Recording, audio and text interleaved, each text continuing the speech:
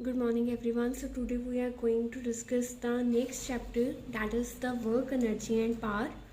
Okay, so write down the heading, that is work, energy, and power. तो इसमें मैं आपको इनका सारा ब्रीफ में बताऊंगी कि ये होते क्या हैं. ठीक है, तो सबसे पहले हम स्टार्ट करेंगे वर्क के बारे में.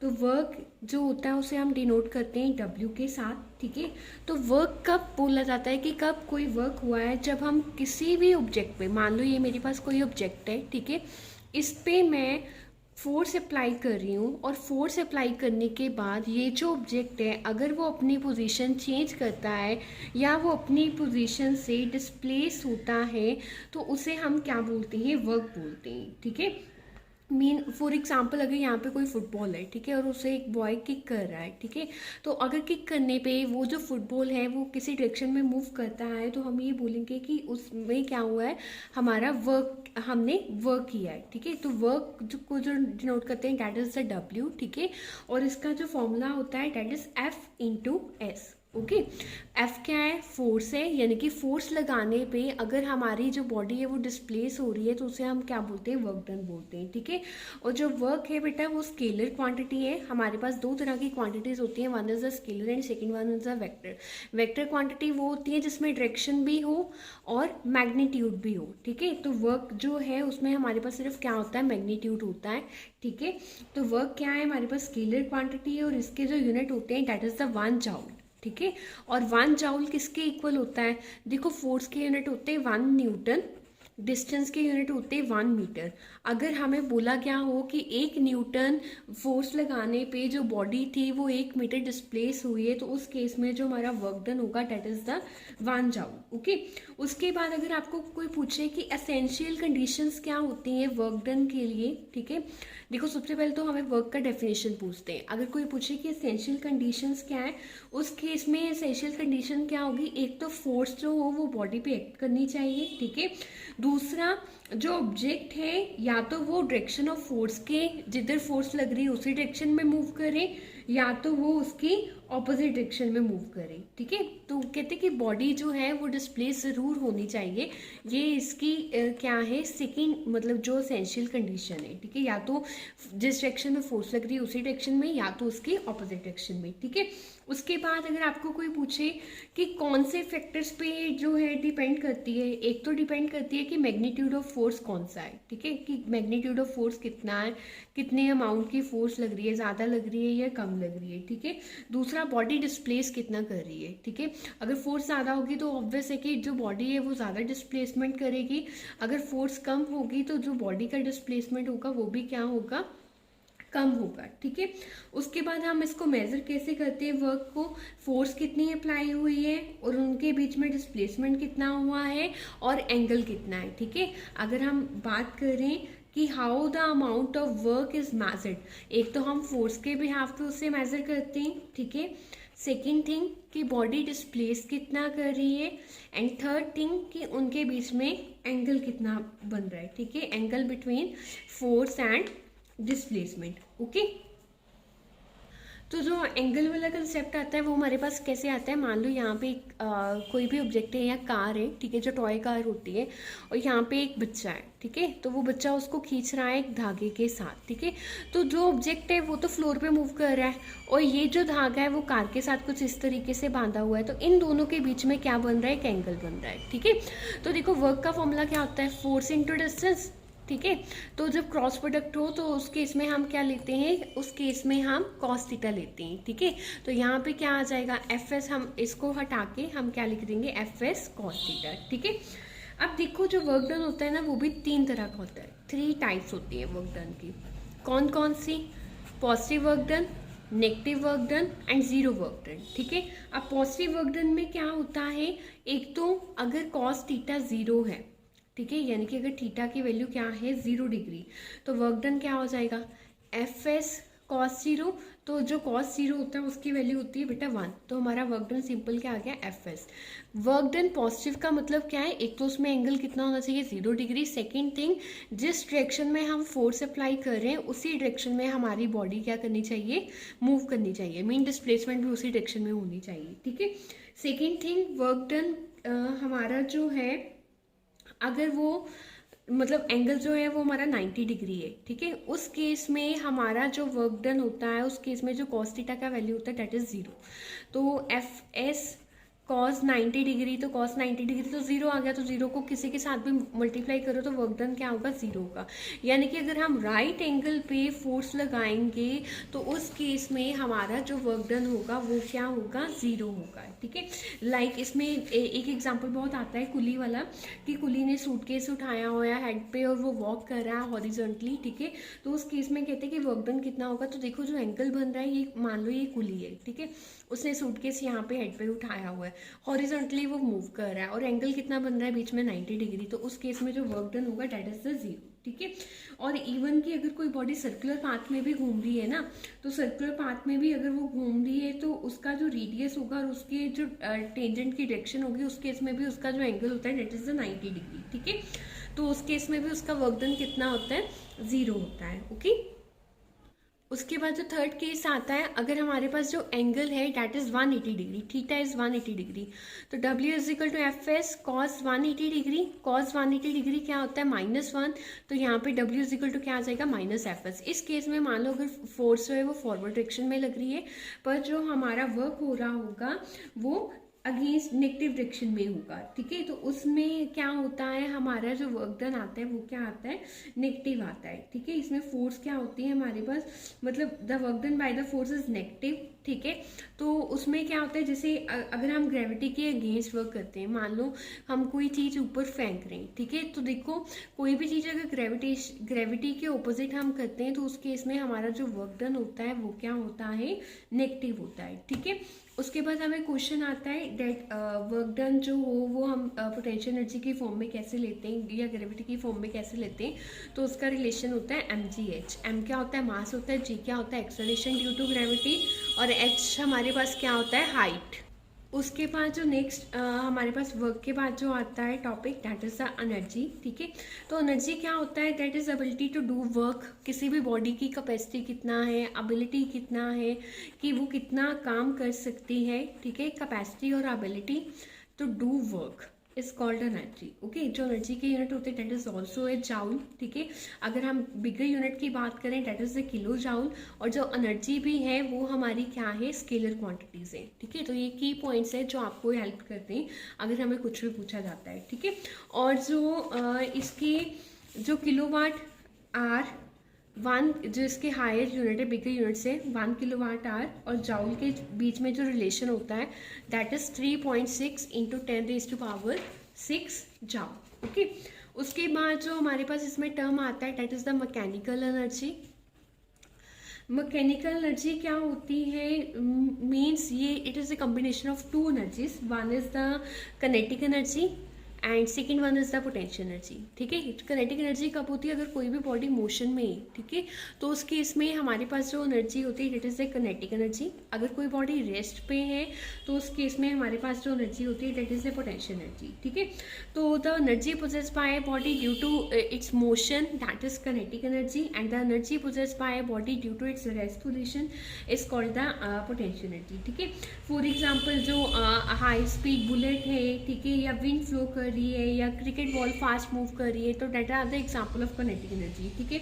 अगर ये पेन एज इट इज यहाँ पे पढ़ा है, बुक पढ़ी है, तो that are the example of potential energy, okay. उसके बाद है हमारे पास डेरिवेशन होता है कनेटिक एनर्जी का, ठीक है। तो देखो वर्क क्या होता है, फोर्स इंटू डिस्टेंस, ठीक है। तो जो फोर्स होती है, वर्क होता है, वो एनर्जी की फॉर्म में होता है हमारे पास, ठीक है। तो वर्क की जगह पे हम क्या लिख देंगे, एनर्जी लिख देंगे, ठीक है। तो एनर्जी क्या आ गई हमारे पास, F इंटू एस आ गई। अब हमारे पास इक्वेशन ऑफ मोशन होती है v² minus u² is equal to 2as। मान लो जो हमारा ऑब्जेक्ट था उसका स्टार्टिंग क्या था, रेस्ट पे था, इनिशियल वेलोसिटी 0 हो गया, तो v² किसके इक्वल आ गया, 2as के। यहाँ से a की वैल्यू निकाल लो, वो क्या आ गई, v²/2s, ठीक है। तो एक हमारे पास रिलेशन होता है according to Newton second law of motion, F is equal to m में, ठीक है।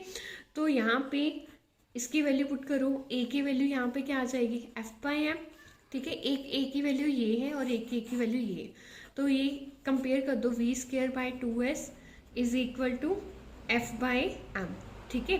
तो यहाँ से अगर आप इसको सॉल्व करोगे, ठीक है, तो देखो F इंटू एस इधर ले जाओ, यहाँ पे मैं नेक्स्ट पे कर रही हूँ, एस को इधर ले जाओ, तो ये क्या बन जाएगा वी स्केयर, और एम को इधर ले जाओ, एम वी स्केयर बाई 2 और equal to F into S, ठीक है। तो ये क्या आ गया हमारा हाफ एम वी स्केयर, और एफ इंटू एस हमारा ऑलरेडी क्या होता है वर्क, और वर्क क्या होता है एनर्जी, ठीक है।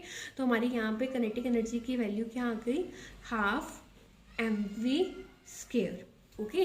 तो इससे हमारा क्या, इस रिलेशन से हमारा क्या कंक्लूड होता है कि एक तो जो हमारी काइनेटिक एनर्जी है that is directly proportional to the mass, ठीक है।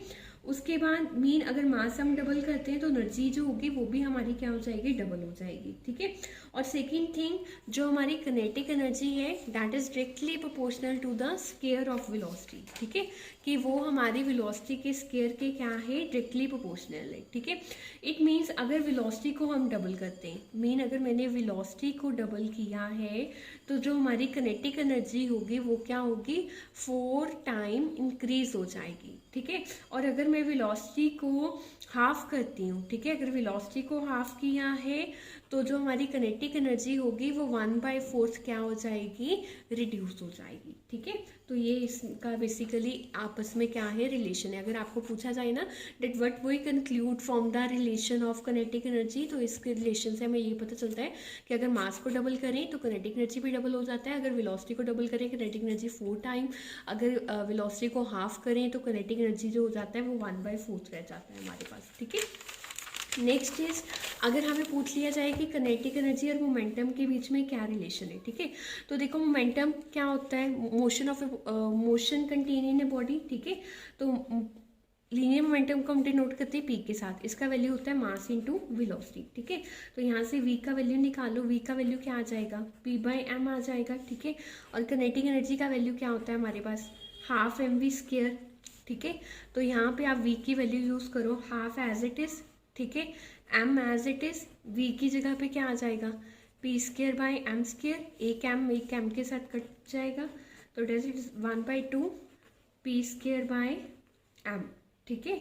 तो यहाँ से अगर हम ये देखो ये क्या बन गया, पी स्केयर बाय 2m, और इधर क्या आ रहा है हमारा काइनेटिक एनर्जी, और इसे मैं लिख सकती हूँ 2m into kinetic energy is equal to p square, और अगर हम इसे और लिखना चाहें तो P is equal to 2 into mass into kinetic energy, यानी कि जो हमारा मोमेंटम होता है वो अंडर रूट किसका होता है, 2 into mass into kinetic energy, ठीक है।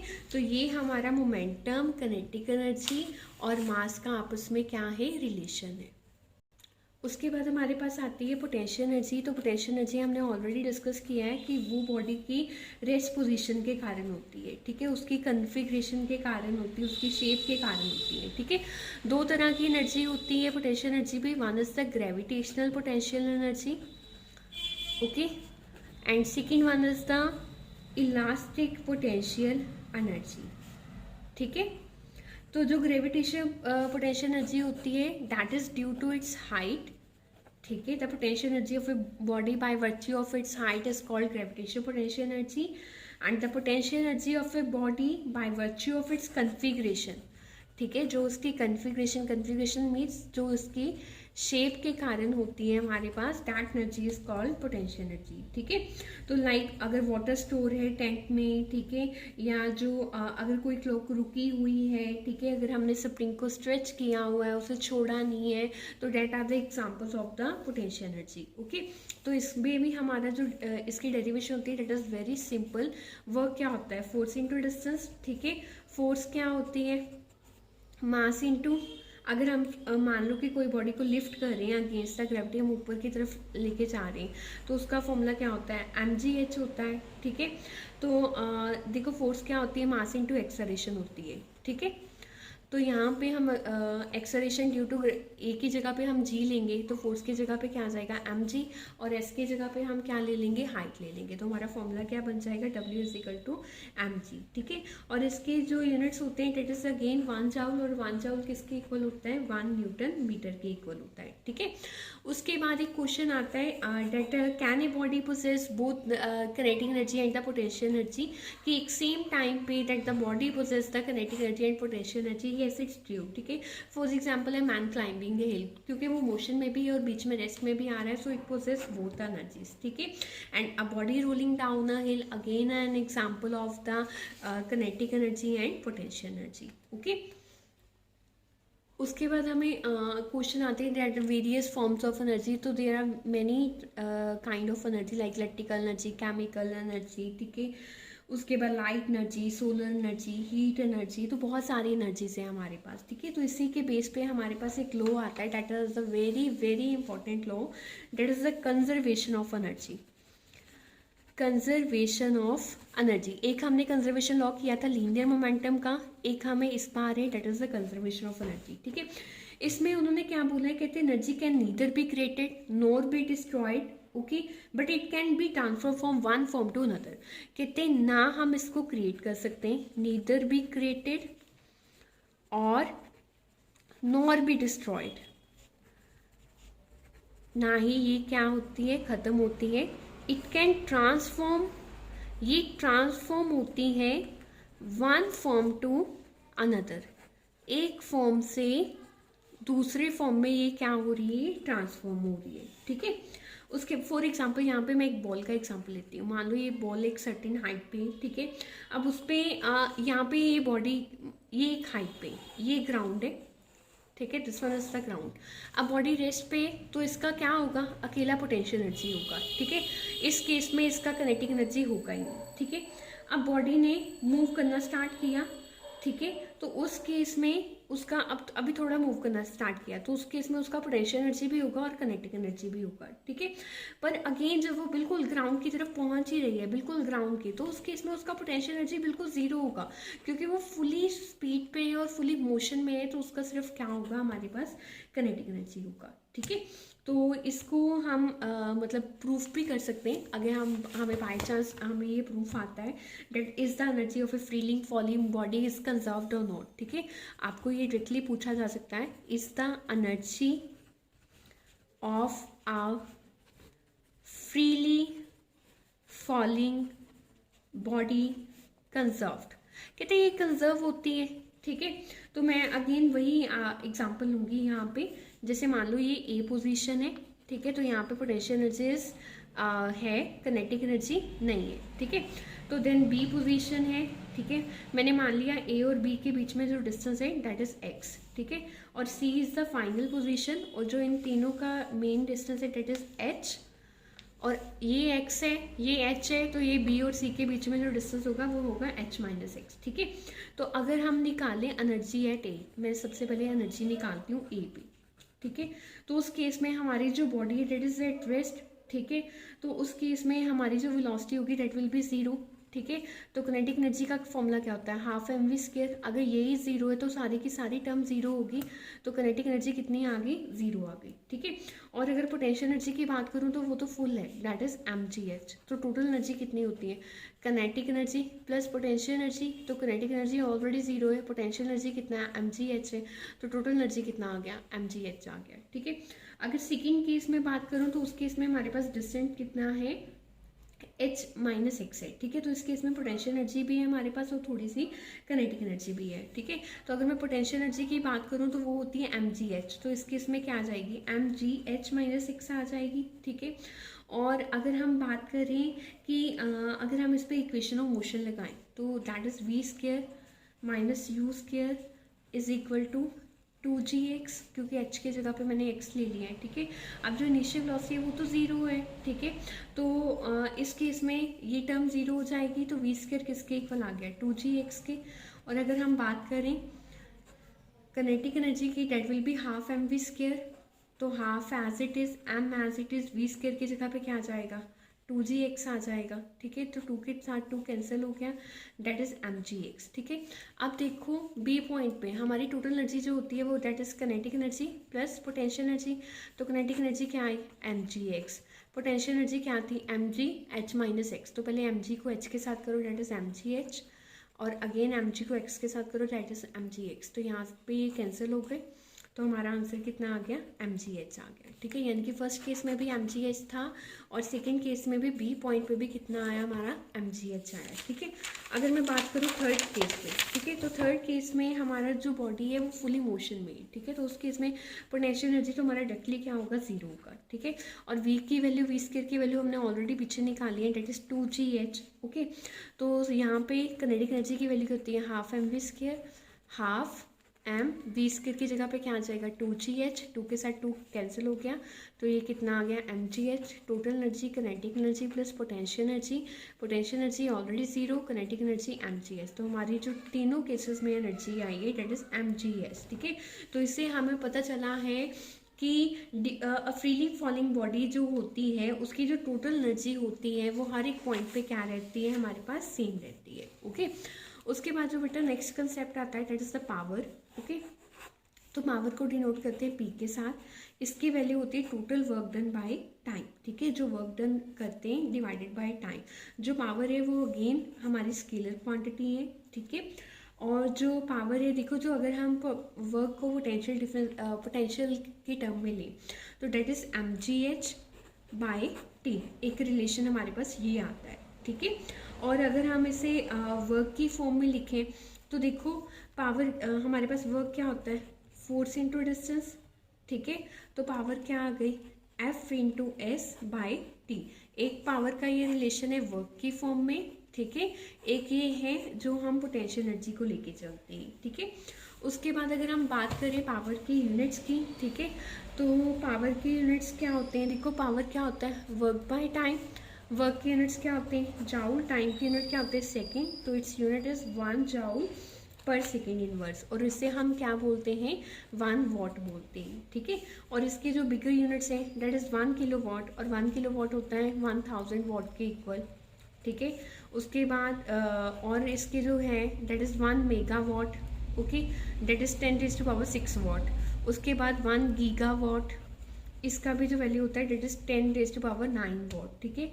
और जो इसके कमर्शियली यूनिट्स है that is the horse power, okay, जिसे हम HP भी बोलते हैं समटाइम। और इसका जो वैल्यू होता है 1 HP is equal to 746 watt, ठीक है, that is the 746 watt, okay. और इसका भी जो अगेन रिलेशन होता है 1 किलो वाट आवर का 3.6 into 10⁻6 joule, okay। So this is all about your chapter, that is work, energy and power.